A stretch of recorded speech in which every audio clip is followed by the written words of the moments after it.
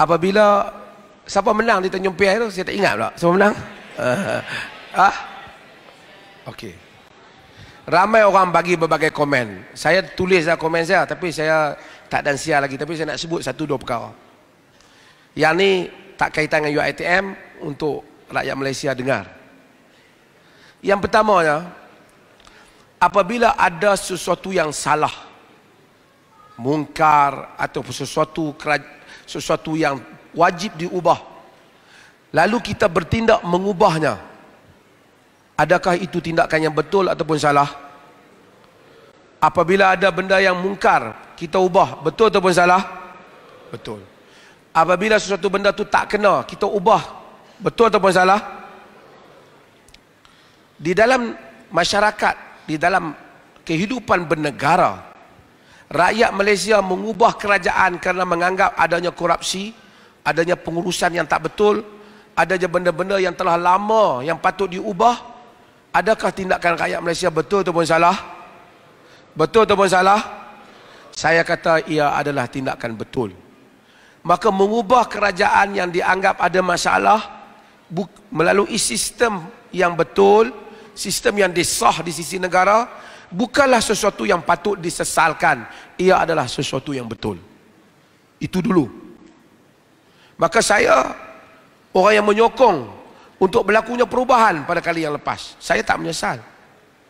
Tetapi yang kita menyesal, ataupun yang kita kesal, bukan menyesal, yang kita kesal, apabila pihak yang menguruskan perubahan itu tidak menguruskan seperti mana yang sepatutnya. Itu saja yang kita kesalkan. Betul tak? Kan? Pertama, janji-janji itu tak dapat-dapat lagi, PTPTN dapatlah. Okey. Banyak tol tak dapat, tak apalah.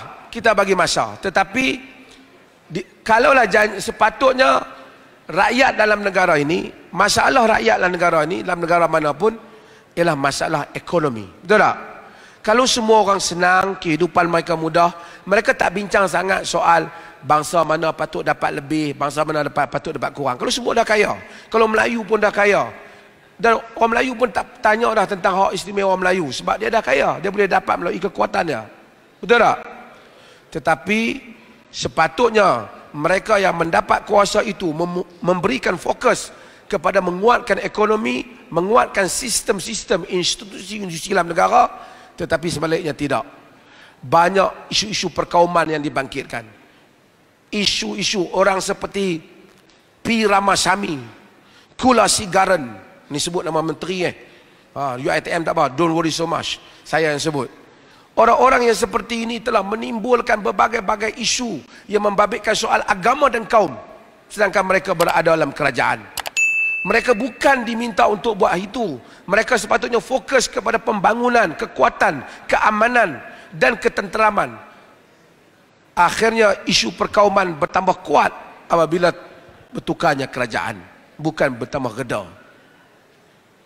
Maka banyak hal-hal lain tak dilaksana. Hari-hari kita dengar bising isu Zakir Naik lah, isu tulisan Jawi lah, isu apa lagi?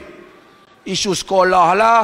Asyik isu-isu kaum yang menyebabkan orang Melayu pun tak happy, orang lain pun tak happy. Betul tak? Itulah yang menimbulkan kesilapan kerajaan yang diberikan amanah ni. Bukan semua, tapi kebanyakan mereka, khususnya sebahagian pemimpin bukan Melayu, yang gagal untuk mengawal diri daripada membuat ulasan-ulasan yang hanya menimbulkan ketegangan antara kaum. Saya tak kata yang Melayu tak ada juga. Tapi kebanyakan, terutama beberapa nama yang saya sebutkan tadi. Berikutnya ialah, dalam negara kita, yang kita perlukan ialah keamanan dan dapat hidup dengan aman. Betul tak? Boleh cari makan, ada rumah, ada pekerjaan, dapat mengamalkan agama masing-masing. Betul tak? Buat apalah sebahagian kaum membangkitkan soal Islam, soal agama Islam, yang mana itu semua adalah retorik politik yang hanya akan menimbulkan ketegangan kepada negara ini.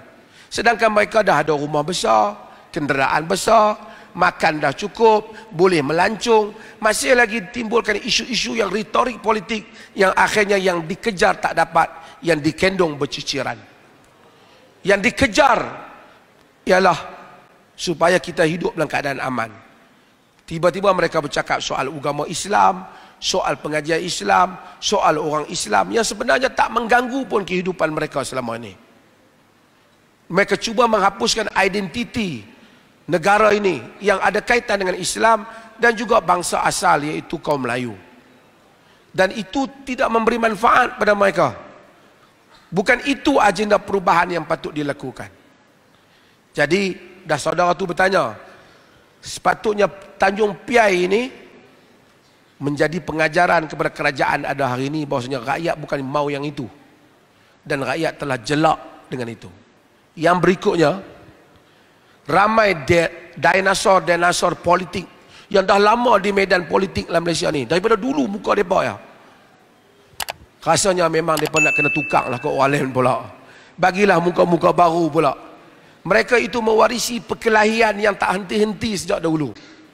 Kita memerlukan suasana yang lebih baru barangkali.